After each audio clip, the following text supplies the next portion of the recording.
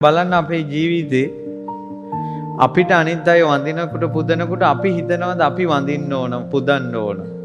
අපි අනිත් අයට අවවාද අනුශාසනා කරනකොට අපි හිතනවාද අපිට අවවාද ලැබෙනවා නම් හොඳයි, අනුශාසනා ලැබෙනවා නම් හොඳයි කියලා.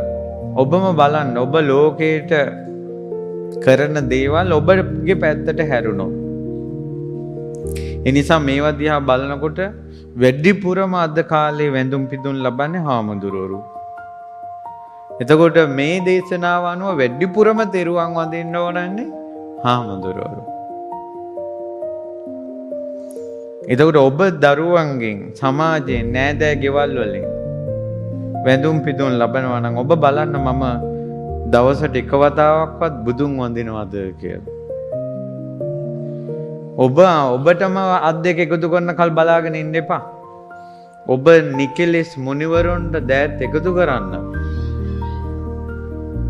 බුදුරජාණන් වහන්සේ